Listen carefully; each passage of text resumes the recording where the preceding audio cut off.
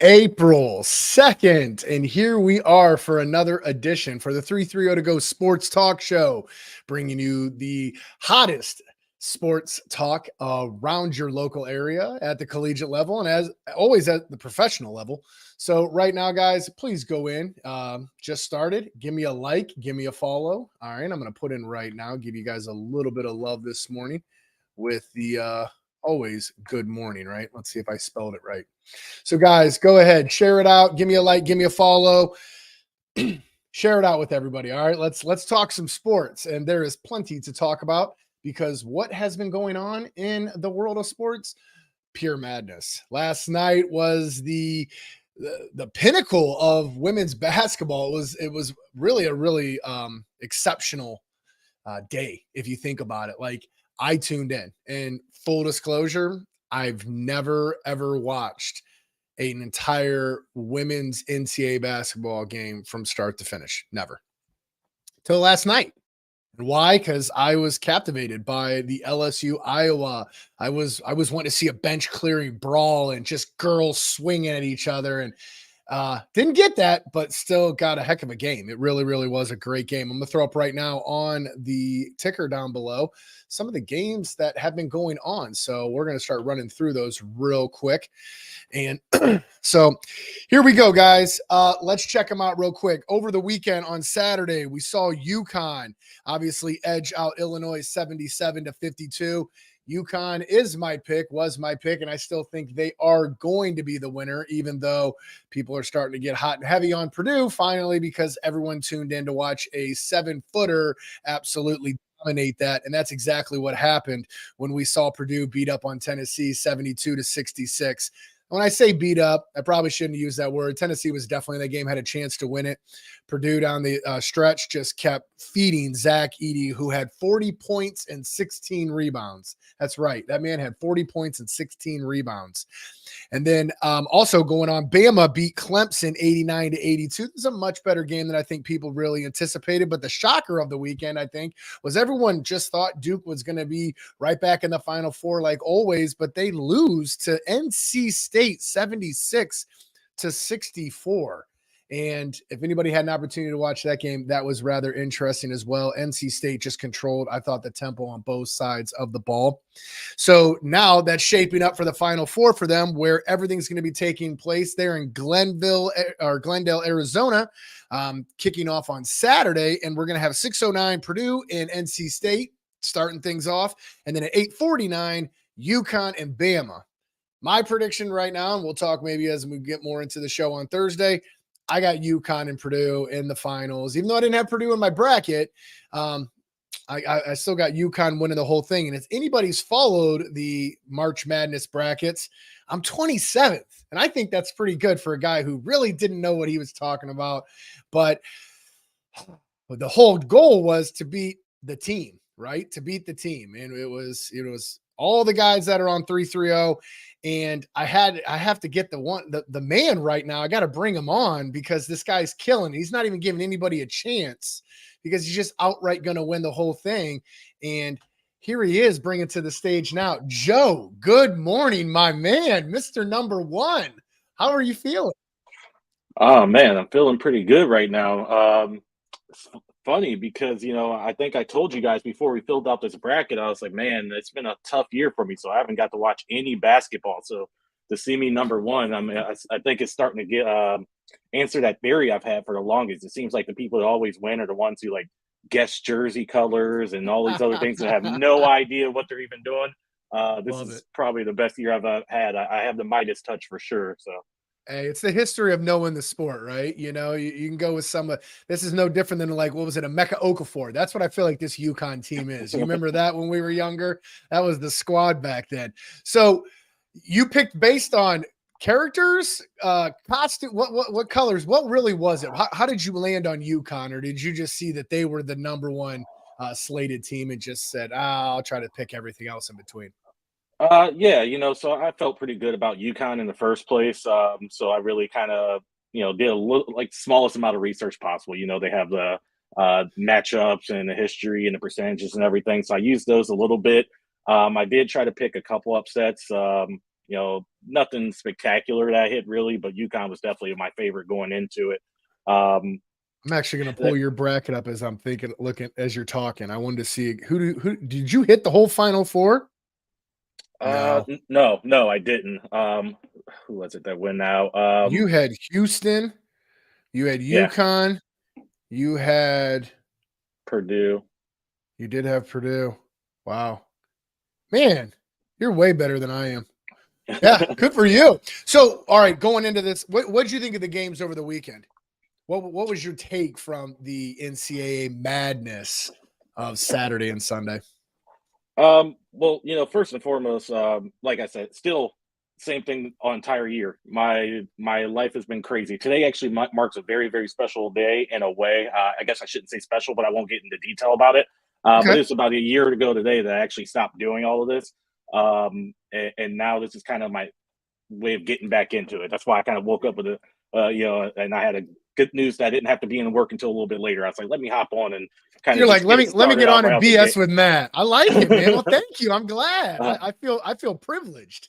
So I like yeah, it, man. I like it. yes. So over the weekend, unfortunately, I was still going through a lot. So, I didn't really have enough time to watch the games. I was able to keep up with the scores a little bit more. But I think the Alabama Clemson game was the one that kind of stood out to me the most, like, because Really? I was obviously I was like the 4-6 seed and everything. And I really thought that Clemson was going to be able to take that game. Like, and luckily, it didn't happen. Um, or but it's one of those things where it would have busted my bracket, but I really, really thought they were going to. And it was like, I wish I would have done this pick, and then I go and I look at it, and I'm like, I got back and I just kind of like crashed. I tried to watch the game, but Sunday I watched both of those and like it's boring basketball to watch Purdue, but they literally like I think that if you see Purdue and UConn, that's who I think is going to end up in the national championship.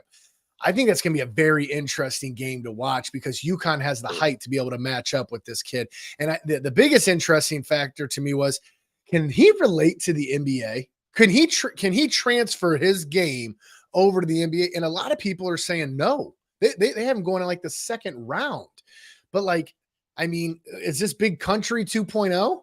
Is that what this is? You remember him? The guy out of what was he out of? Oklahoma? Was he out of Oklahoma State? Big country? Maybe I'm um, completely wrong. I was back in the early 90s. yeah, I was gonna say that might be a little bit too early for me. But All right, my bad. uh, My bad. but yeah, no, it's tough. I mean, he's a big boy for sure. I don't know if the game's going to translate or not. We see this all the time. I mean, there's a lot of guys who get into the NBA and it's just not for them. Yeah.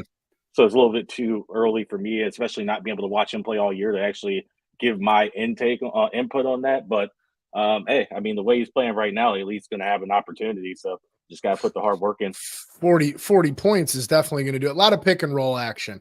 That's what it Yeah. is they screen out at the top. So he's got a pretty shifty guard out there for him. And that kid's able to kind of like maneuver around the high screens and either pulls up for the three or then he hits Edey on the roll. And you're just not going to stop him in the middle. But there's part No. of me that I just want to see somebody draft him and be like, oh, this is going to be Wemby's answer, kryptonite, and it's not going to happen because it's turning into like the land of the giants. That's what the NBA is truly turning into. So over on the women's side, have you paid attention? Did you watch last night? No, I didn't. I did not. And Wow, then you're the 1% of America I that know, didn't right? And watch. Yeah. especially with it being in Cleveland too. And it's funny because I was on the phone with my buddy David, and he's sitting there and he's like, I forgot what update he said. Oh, I can't believe they just won. Blah blah. I was like, wait, what's on right now? So it completely just dropped my mind. I finally got to get home and sit down, and the last thing I even thought about were there being games on. So yeah, I It did was not get to amazing. watch it, but I heard that Oh, all of the games were amazing. So Oh, yeah, absolutely. Like, because on Sunday, South Carolina beat Oregon State 70-58. South Carolina, I think, ends up winning this whole thing. The yeah, girls, I've been paying attention to them, and Staley has those girls clicking on a different cylinder, and I think they're just ready to roll through it. I kind of would love to see them match up with Iowa in the national championship, because Iowa beat the perfect season last year when they knocked South Carolina off. NC State, I don't know what's going on down there in that state. That's not normally the team that we talk about when it comes to basketball, but they're getting represented essentially on both sides of the men's and women, along with UConn, which is kind of odd. Wouldn't that be crazy if we literally saw that, like that national championship? I don't think it's possible. Yeah, it is possible. Okay, so yeah, that would be crazy to see that. UConn beating what is it? I'm sorry. UConn Monday nights can be taken or beat you. Oh, listen to me just butchering the heck out of that. Monday night, UConn last night beats USC 80-73. But the game that I wanted to talk to more about is the Iowa over LSU 94-87. This Reese girl, who has caught nothing but backlash. And my soft spot changed for her this morning, because I didn't have a chance to see the interview till this morning, but she's talking about how she has just been scrutinized, absolutely scrutinized since winning the national championship, because the spotlight comes on her. And last year, we remember she's doing this. And when you play sports, there's a swag about you. If you have that and you're either him or her, as the kids say it nowadays, if you're on the court, you've got to have that swag. And she had that. And I think what was to me was to see her have that press conference at the end. You could just see this deflating of everything she was carrying on her shoulders the entire year. And when I started thinking about it, I'm like, that's a hell of a burden to really truly have, because she had to do that for her team, because she is, supposedly the stud of this team and the heart of it all. She comes out, is not missing to start the game, somehow rolls her ankle, still finishes with 17 points, 20 rebounds. When's the last time you had 20 rebounds in a pickup game? Oh, I don't know if I've ever had 20 rebounds. I'm with you. I not even close. And then Caitlin Clark throws down 41 points and 12 assists. And I think that's I've been critical on both of them, because Caitlin Clark, I thought she flops. Okay. I still think she flops. And I talked about it earlier in this year, and I always continue. But when I watched that game yesterday, everything ran through her ability to see the court with 12 assists. She really is a spectacular player. And I've said that all along, but really, like I said, when you get to see it from start to finish and just the intensity of that game, even the Malarkey, am I saying her name, or Kim, the coach for LSU, the lady who wears the ridiculous outfits, even her after the game, she gave credit to Caitlin Clark. It was such a night for women's sports. And that's something we never talk about. How often have you ever really, truly talked about women's sports in your years of doing this and giving your opinion? Yeah, very, very seldom, honestly. Drew, who was on the IUE talk with me when we were doing it a couple years ago, he was very, very huge fan of women's basketball. So, we would kind of get into some conversations off and on about it. And what's going on with them right now, it's kind of like, the spotlight's on them so much and they're bringing so much attention. I'm like, maybe this is what we need to actually get the WNBA going, because we know all these girls are going to get drafted. And hopefully everyone kind of follows them too, because that's obviously been a topic of conversation over the last several years. Just they need something, and especially the Caitlin Clarks of the world. I mean, for what it's worth, she's pretty much the female Steph Curry right now, right? So yeah, totally. I was just having a conversation with someone. I'm not going to talk about the back and forth they got in there, but I think that she can beat a couple players in the NBA. Really? I've seen this post. Are you talking about this post where Caitlin? There's like a post that says, "Give me one good reason why Caitlin Clark can't play in the NBA." Yep, and it was Draymond Green. That's your answer. Draymond would just hack her completely down. Is that? I mean, no, I don't. It's tough to say. Like shooting wise, when we had that All-Star break and Curry and Sabrina, was that right? Is that who that challenge? Yeah. Yep. Caitlin Clark. I think that those kind of things need to happen to where, can she shoot? Absolutely. I mean, she has generated the idea of the logo pull up. I mean, she has no problem doing that and can make that at a high percentage. At one point, she was 9 of 18, which I would take 50% from 3-point land all day, any day. Yeah, absolutely. You know, so I just think that I'm with you. I think the WNBA has been very hard to follow along with, and now that they're kind of generating this momentum with an Angel Reese, Caitlin Clark.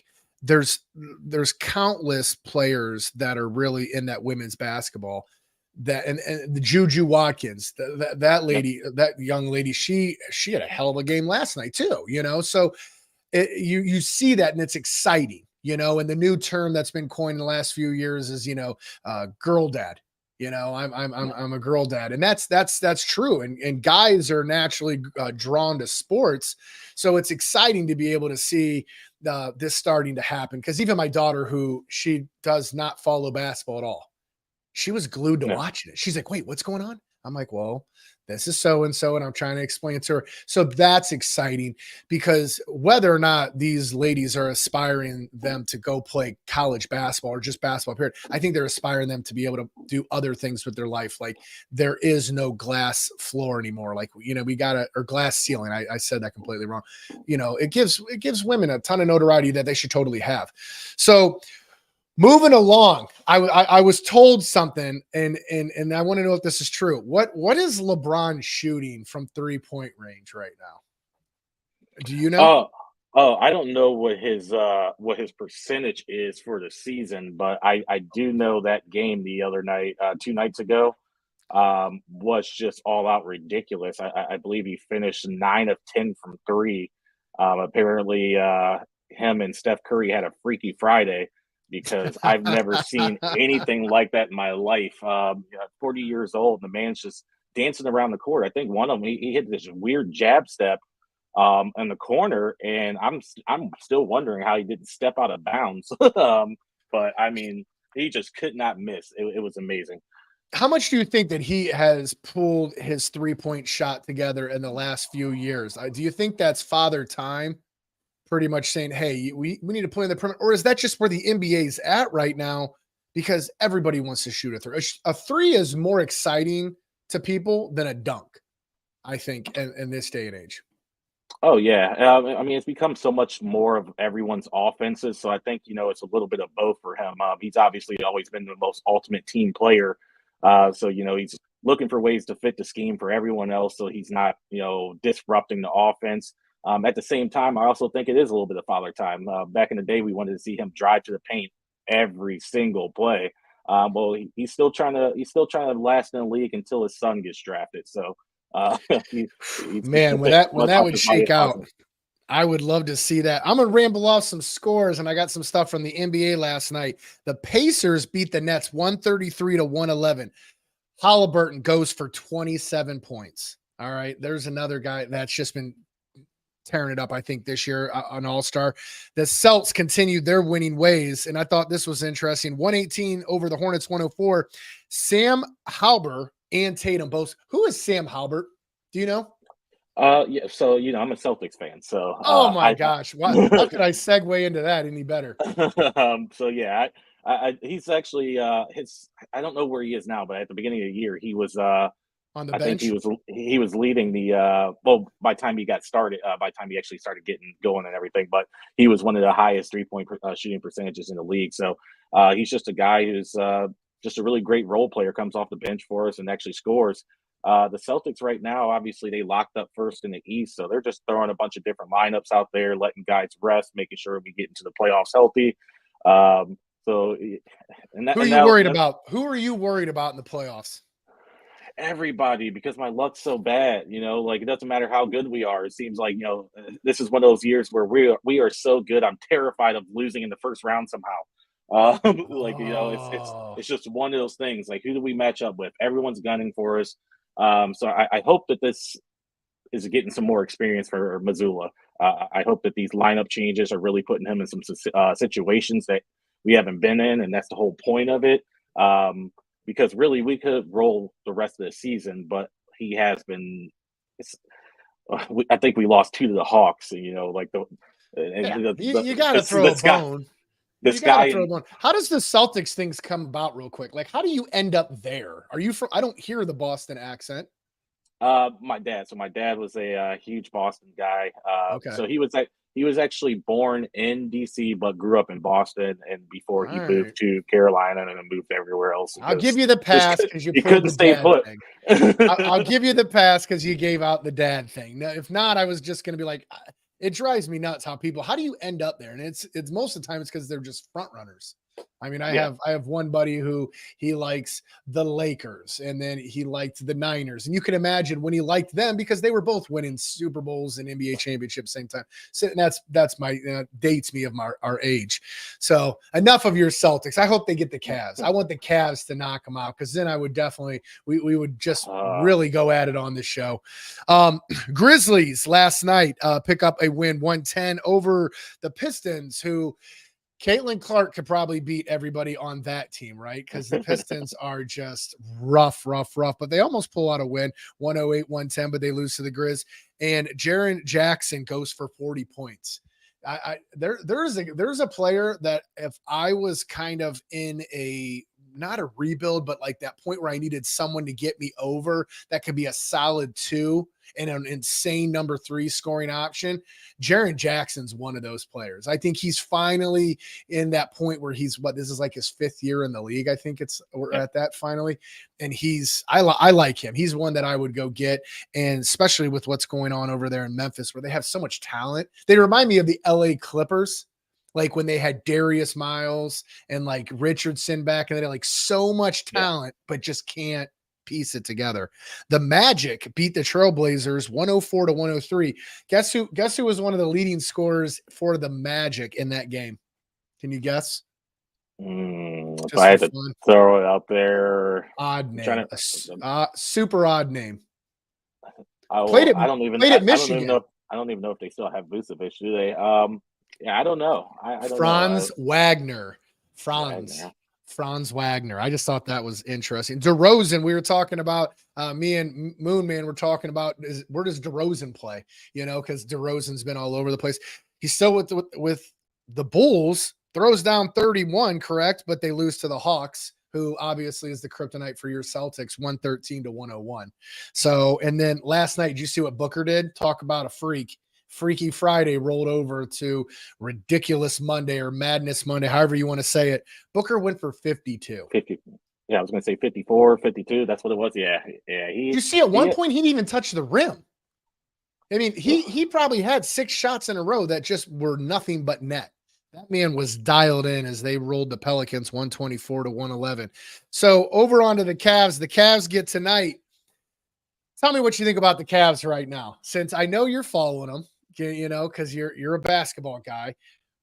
They're sitting at the 3 seed, so right now they would match up with the Pacers. Where do you see them finishing the year at? Honestly, I think that 3 spot is a really good spot for them. And I wouldn't mind that matchup with the Pacers. Unfortunately, they do have Halliburton, and like you said, this year for him has been fantastic. But the Cavs, when they really lock it in, I mean, defensively, they're a hard team to score against. I mean, I think they can give anyone problems. I just worry about maybe the coaching sometimes. It just, and honestly, especially in the playoffs so far, what we've seen from them in the playoffs has not been good. So we're looking for them to take a turn this year, hopefully, and get over that hump, because, you know, it's like you got to beat these teams that are in front of you. Again, the Pacers will be one where I think they should win. Could they lose? Absolutely. It's like I wouldn't necessarily be shocked, but I'm ready to see them finally pull through one of these playoff series. So, but the Pacers remind me of exactly like the Knicks last year, an up and coming team. They've added some pieces. You know, it's going to be that pass that everyone's going to get in Indiana is, oh, well, we added those guys mid-season. Let's give them a full offseason to gel and maybe add another piece. So I think we're like turning back to the hands of time to, like, you know, Patrick Ewing, Reggie Miller, where it was Indy and New York every year. You know, it felt like they were always in the mix trying to, you know, take down Chicago when Michael decided, you know, he wanted to play and didn't want to play. But you get what I'm saying, and teams are just lingering there.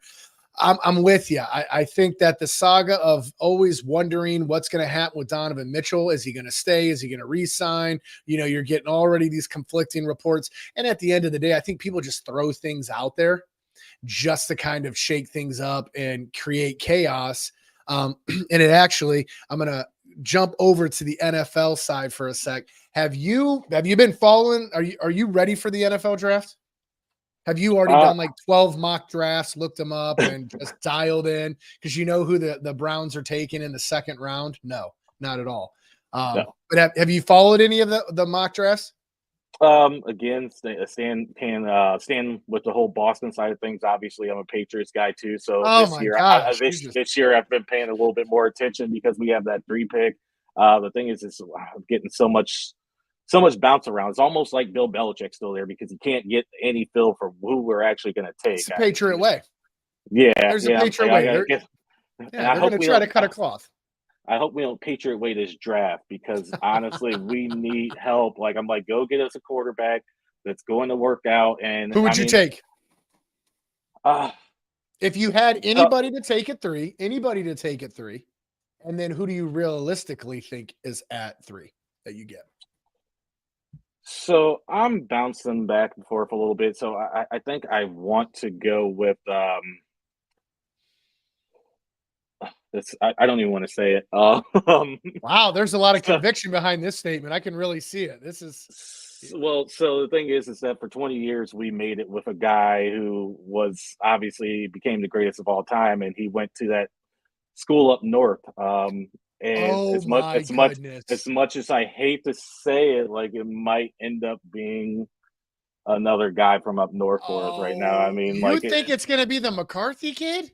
I think so. Like it's just like a lot of Boston because I still follow a lot of their sports media, like local sports media, and a lot of guys are predicting that. So it must be something that they really like about him, and that throws me off. And actually, I was talking to someone about it the other day. I was like, this is how this has to go. Like I've lived here my entire life, so I still do not like Michigan at all. Well, want nothing to do with them.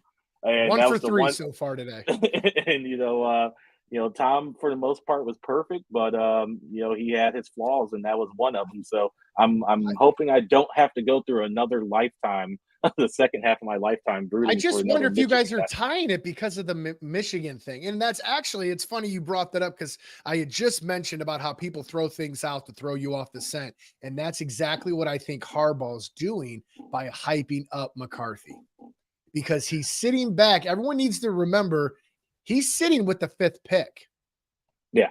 If he can get one more quarterback drafted before him, guess what potentially falls to him? Marvin Harrison. Yeah. And that's what I think. I really he could either get the kid out of Washington, Zuzde or Zunda.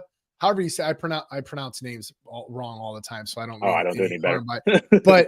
But if he comes to him, that's perfectly fine. But Marvin Harrison falls into him at 5. I think that's a steal. I think that's a huge steal to be able to team him up with Justin Herbert. And I think Harbaugh knows how to play that game. Like he legally can play the game that he was playing at Michigan in the NFL now. Okay, and not get in any trouble. He just perfected his ability to do that. And it's weird how that guy's went from Stanford, and took the job in Niners, ran the Niners, I think, into the ground somehow with that much talent, goes back to Michigan, perfects his coaching ability to come back to the NFL. I think he's going to have a way more – he's like a Pete Carroll. Remember how Pete Carroll bounced around?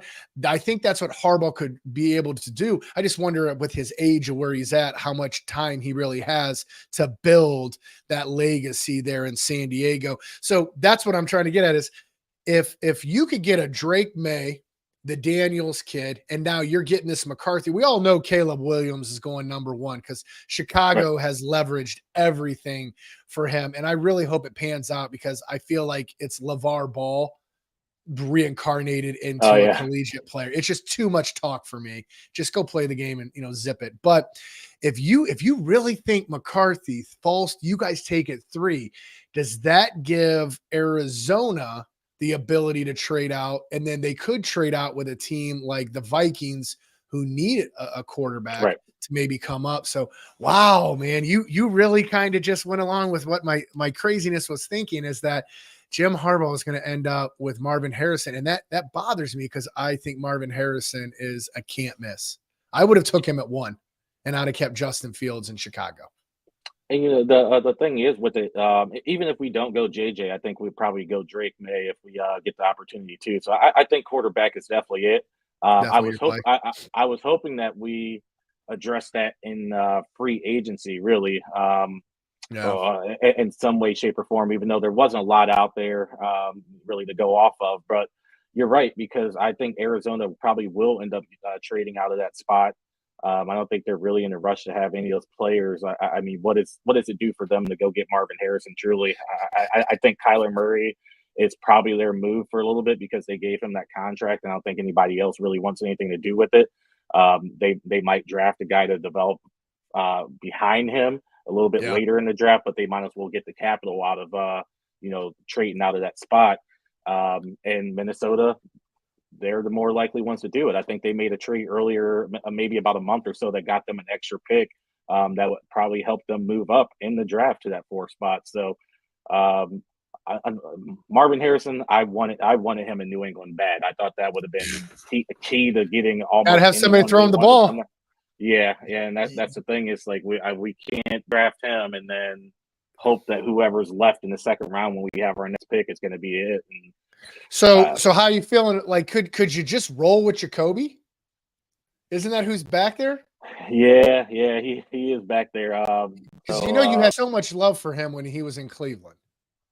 But, So I had a lot of love for him in Cleveland, but I also had a lot of love for him when he was in New England the first time around too. And I've been told by a lot of people that I kind of resemble him, especially when I was going to say it, but I didn't want to offend you. I was going to say it, but I didn't want to offend you. As you were I was bringing it up. I was like, man, I should have brought him on the show as Jacoby Brissett. People would have lost their mind. They're like, we've got him right here. And honestly, we should put a side-by-side. Mood, man, mark it down. We need a side-by-side in the thumbnail. Another quarterback that you have outstanding love for, and I have you live, so I get to see the raw reaction. Your love, I take it as love for a Deshaun. You are a huge supporter of Deshaun Watson. Can you finally, without like having to comment with people, explain where your love comes from for him? Because it's natural. It's very natural, man. I mean, I think a lot of people are just they're not really given like enough of a chance for him in this situation. I mean, so the first year back, what was he supposed to do? Like the suspension was supposed to be 6 games. I think they ended up getting 10 or changed to 12. like 12 or something like that. So he's back for the last 6 games, and they were essentially eliminated from the playoffs. I think it was like, hey, if we lose 1 game, we're out. So it's like, did you really want to see him out there airing out for 300? Next thing you know, he gets this injury, and then he's not there for next year. So that year out the window. And we talk about this year and how well he was playing, and they were downplaying that injury. And by the time we finally started hearing about it, we noticed that it was something that was already going on, and he was playing through, and they were just trying to slowly get him through. So his performances, while not exciting, I don't think anybody saw anything exciting from him, especially when you compare it to what we ended up seeing from Flacco late in the year, where he's throwing for 300 and everything else. The numbers, the statistics behind it weren't bad. Like his quarterback rating over his last 3 games was well over 100, and that included that Baltimore game where I think it ended up being like 77 or something like that. In that first half, they skunked the entire team, and then in the second half, he had that perfect half, and they came back and won. Quarterbacks start off slow. If we even go back and just look at last year, Mahomes, Burrow. Dak Prescott. These are guys who, other than Burrow, who ended up missing the rest of the season, of course, these are guys who ended up being MVP candidates. Guys are going to get out the slow starts, and nobody wanted to give him the benefit of the doubt because everyone looks at that contract and says, we need you to play well every single game or else you're a bust. With this offense and everyone that they're building around him, with the healthy team too, because I don't think that's something that we bring up enough. That offensive line was crushed when he was out there, and then obviously losing Nick Chubb, the second week of the season, they were still trying to find an identity. Where are we going to go from here? And they had the toughest part of their schedule at the beginning of the year too. So if we look at it, am I saying he's guaranteed going to be the best ever for Cleveland? No, I'm not. But I think that he gives the team the best chance to win. There's a reason why he's there. And if everybody stop trash him in the media, because these players see this, we won't end up in a situation where we just have a wasted however many years with the guy. Like, so Well, if he's a Deshaun lot ever better than sees giving this, credit for. if Deshaun ever sees this, I want him to know I'm pretty much on par with what you're saying.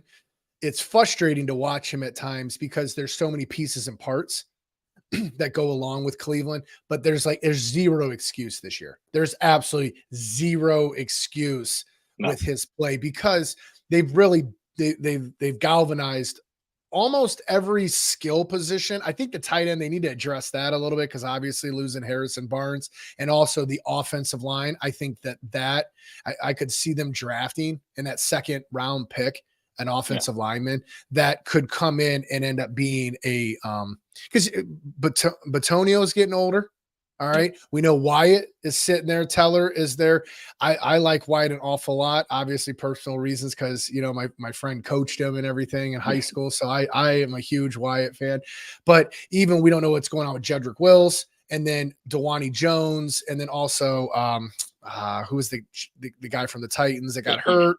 Why am I drawing a blank? Our right tackle, Dewani Jones came in for. We gave him a huge contract. Oh, my Lord. Right tackle. I'm bad with names too. All right. Anyways, you have him. He's older, and that's a cut candidate that they've talked about. But that's definitely the only side on the offensive side is that offensive line. The wide receivers, you've got everybody. You've got your underneath guy. You have a guy who could take the top off. You have that intermediate possession receiver and Amari Cooper. Jerry Jeudy needs to turn. Jerry Jeudy should really excel in this because this is probably the closest receiving core that he's had to when he was at Bama. And that's what I was looking at the stats of what he did.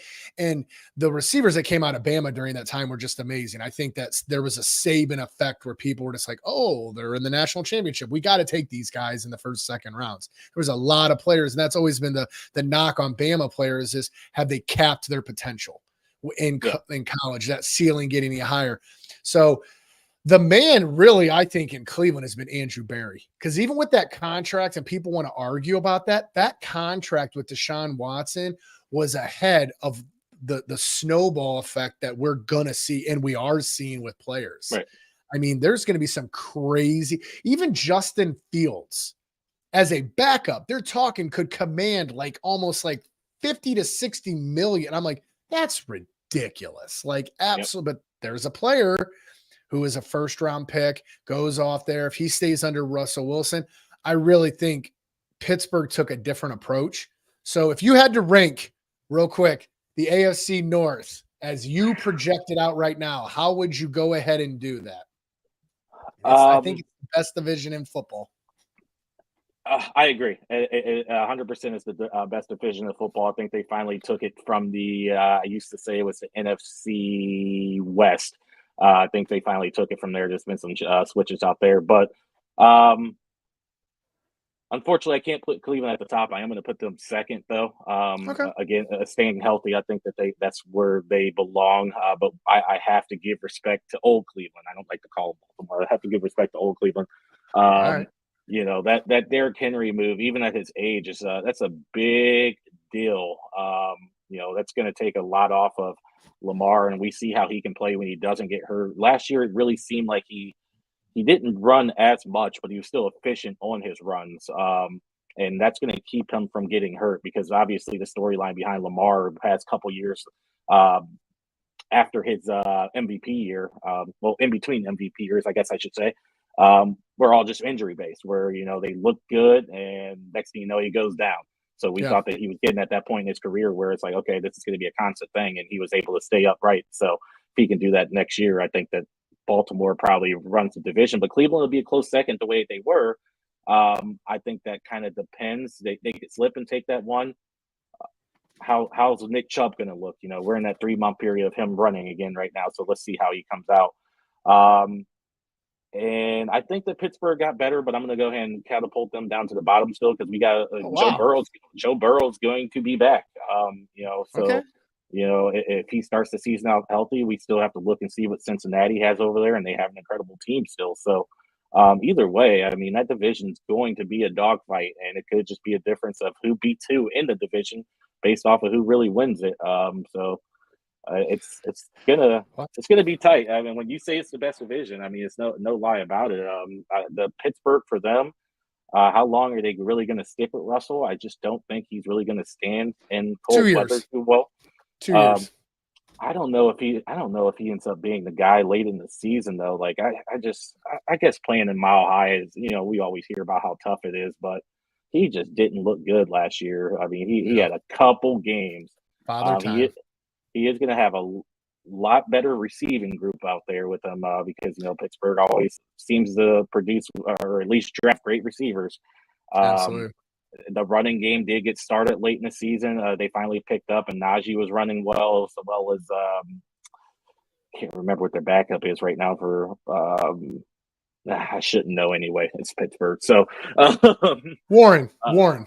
yeah, there you go, Jalen Warren. Yeah. So they finally got it going last year, and then that defense is usually pretty well. So I mean, they have a chance with them, but I just think that Russell's probably going to be, once that cold weather shifts, I think he's probably going to start making I some like it, mistakes. I mean, man. I like this those. isn't Seattle.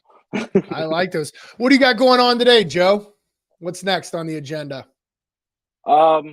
So yeah, and not to get too emotional or deep into it. So what it was that actually kind of cut everything short last year for me is this is the year anniversary of my dad's passing. So and that Oh man, I'm really sorry to hear that, man. I mean, thank you for being a part of this then. That's awesome that that you're feeling that a good vibe, you know what I mean, to put a nice silver lining on it. I know I'm probably not the face you want to see, but I still, man, I appreciate it. And I'm sorry, that's never easy at all. no. And by the way, it's a great way to wake up, man. I like Oh, to see your face every day, man. So you're a horrible liar. but it yeah, I mean it's everyone. That's the approach I try to take to it is everyone goes through this type of stuff one time or another in their life. So last year just kind of caught me off guard, and kind of had to take a few steps back on a few things to kind of get my mind right. So um kind of to build up this entire week, I didn't know how I was going to take it, and for whatever reason, like last night, it just kind of started forming. Like I said, I think I found out I didn't have to be in until a little bit later, and I was just like, I kind of want to do the show. And he used to tell me all the time how much he enjoyed watching the show whenever he got a chance and to hop That's on awesome. and check it out and stuff. So I felt like it was a good way to kind of kick off the rest of the year for me. So that's pretty much what I'll be doing today. Is meeting up with some of my siblings and just trying to take it easy and reminisce a little bit. So that's going to be me today. I'm glad that you came on and you chatted it up, and we even talked about why you became that Boston fan, which now I feel I totally give you a pass because so he was right here with us, as obviously we brought that up, and I'm glad that you got up, you felt the urge to jump on, talk some sports, and you're always welcome. That friend of the show, and I'm sure we'll be chatting it up more. Definitely as the draft gets on, I say that I'm already going to say next. When that comes up, you need to clear the schedule and come on and let's have a little either the draft before or the recap after, and we kind of break down what that's going to do for those players and those teams as they move forward. But Joe, I appreciate you jumping on, chatting it up, and me and you could have went for another hour. But I know that there's a lot of other news that the 330 is going to get to, so I don't want to hog the page too much. So, Joe, jump back on anytime, my man. Always welcome, like I said, and thank you so much for stepping on today. And prayers with you, man. I appreciate it. I really do. That's a heck of a story, and I'm glad you're here today. Yeah, man. Thanks for having me for sure. So, and by the way, everybody up, I gotta go that way. There's that big check right there, man. Those are the big things. I'm trying to get us to start getting those for some of our competitions. I actually had that suggestion, but it was a little bit too late. I had that suggestion for March Madness this year. I was like, Ooh. whoever the winner is of the bracket, we should actually like have them on and give them a big check as a winner, for the winning. Well, it's going to be you. So what do you want? You're just going to keep it. Thanks. Appreciate that, Joe. What a cool idea that was to give yourself money. What a selfless plug there. Exactly. No, man, I appreciate it. Thanks for coming on today. Enjoy the rest of the day, Joe. Yeah, same to you. Take care, buddy. Bye. Well, there you have it, man. Joe jumping on. Happy to have that as he is killing it. You just heard it. He wants to give $100 to himself because he is more than likely going to win the March Madness. So we're creeping at that 44 minute mark of the show. And what I was going to touch on, and this is real quick. This was the point. Guys, get ready for it. They're coming to Cleveland, and there she is. There's Caitlin Clark saying Cleveland in her best LeBron James voice, right? Final Four. Hawk fans, let's go. So you Iowa fans that were mad at me earlier in the year when I dogged her about flopping, and she does flop, why don't you guys share this now? Because here we go. We're definitely excited. I would like, honestly, if I had a team I think is going to win, I think that South Carolina wins. Who would I like to win? I'd like to see Iowa win it. I'd like to see Caitlin Clark really cement her legacy. It just puts another boulder on that foundation that she has built with her short time there at Iowa. So yeah, this weekend coming up, we have the games, like I said, in Cleveland, 7 p.m. Okay, these games will be going off. NC State and South Carolina, UConn and Iowa will be at 9 p.m. We talked about how the boys will be going in Glendale, Arizona, 6:09, Purdue and North. NC State kick it off, and 8:49, UConn and Bama take on one another. As we had ripped through all of the NBA, you guys saw that. I also started putting up there because I got to start talking about it a little bit. Baseball. Real quick, we had the Braves blank out the White Sox 9-0 in an 8-inning game. Why? Because rain. You know, that same stuff that's outside right now?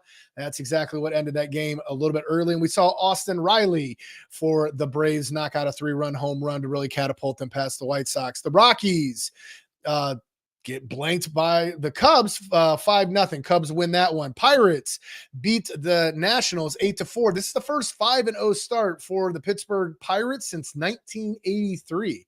So that 5-0 is a hot topic for a few teams. The Orioles beat the Royals 6-4. There was a go-ahead home run, Westberg, for the Orioles in the 9th. Marlins drop one 4-7 to the Angels. The Marlins first 0-5 start in team history. So there's the flip. Okay, look at that in the mirror. 5-0 for the Pirates and 0-5 for the Marlins. Not the start you really wanted to. You want to get on that winning streak there, Miami. The Reds beat the Phillies 6-3. Rangers 9-3 over the Rays. Tigers beat the Mets 5-0 in a 10-inning game. All the runs came in the 10th off a Carson Kelly 3-run home run that helped add 3 more to the 5-0 win they had. The Astros beat the Blue Jays 10-0. The Mariners beat our Guardians 5-4. Cantone, I believe I'm saying that right, had a 3-run home run for the Mariners, and that helped them hold off the Guardians. The Cardinals beat the Padres 6-2. The Red Sox 9-0 over the A's. The Yankees are off to their best start since 1992 at a 5-0. That's the first that they've done over the Diamondbacks. Sorry about that. And then the Dodgers beat the Giants 8-3. So that wraps up the Major League Baseball roundup. If anybody didn't know, yesterday we had some April Fools, and I'm sure everybody had a few April Fools jokes. I know I saw one that was pretty funny. I will not mention, but this one actually caught my eye, and I thought I had to share it. And this was it. As you can see, they came out and said that they were going to the all blue turf there down there in Duke. That was not the case. I just thought that was pretty unique because that very much looks like the Boise State field. But do you hate it? Do you not hate it? It doesn't look horrible. So WrestleMania. Okay, I forgot. I will get to that on Thursday. And actually, we'll bring that up on Thursday. That's a great point. I used to watch a lot of wrestling as a kid. Took my son multiple times to go see Roman Reigns was his guy. So I'm pretty sure Roman Reigns will be involved in this WrestleMania. So I will definitely get to that on Thursday. I'm going to make a note right now. You see the pen right there? I'm going to write that down. And we're good. Did you see how I acted like I wrote it down? But we definitely will talk about wrestling on Thursday. I also on Thursday will be getting to high school sports. Just wrapping up the girls and boys basketball. We had divisions 1 through 4 come out for the boys, and then the 1 and 2 divisions. I talked about 3 and 4 last week, but I want to still be able to get those awards out to be able to congratulate all those athletes. So on Thursday, I will get to that, and I will talk about all of that. The other news that I thought was kind of funny real quick in the NFL, probably the most historic quarterback in fantasy football that everybody hates is this guy right here, Carson Wentz. Where did he just sign? He's ring chasing. He is going over to back up Patrick Mahomes in KC. Carson Wentz is always one of those players that I feel like, God, he could have won a Super Bowl in Philly, but injury bug bit him, and Nick Foles ends up getting that. So Carson Wentz has went everywhere, and he always seems to get hurt. Drives me absolutely nuts because I've gotten stuck with him a few years in fantasy football. Can put up numbers, but man, can he throw some duds at you real quick. So thought that was some interesting stuff. And the gentleman I was talking about earlier in the show with Joe, this is big country right here, Reese. He was the first pick by the Vancouver Grizzlies back then. If you guys haven't seen the documentary on him, it was actually pretty interesting where they talk about where is big country. That's what his nickname was. So, guys, as always, happy to bring you sports. I will be back here again on Thursday. In the meantime, when we take a break tomorrow, make sure you check in at 7 a.m. when Jess brings you some of the hottest news in the 330. So, Joe had told you his little plug was that he, wants to make $100 because he's going to give those out. Me, here is my plug as always. So I'm going to throw it up right now. If you are thinking about buying, selling, or any of that, please give me a call. Matt McGall. Ooh, did you see how that rhymed? There is my number right there at the bottom, and there is my email. So feel free to reach out to me. Happy to show you any houses. Happy to tell you what your home is worth, and happy to help you find a home that is worth your wants and needs. So back here again on Thursday, 9 a.m. Till then, 330 to go. Make sure you guys stay nice in those comments. And as always, appreciate you tuning in. Have a great day, guys. Take care.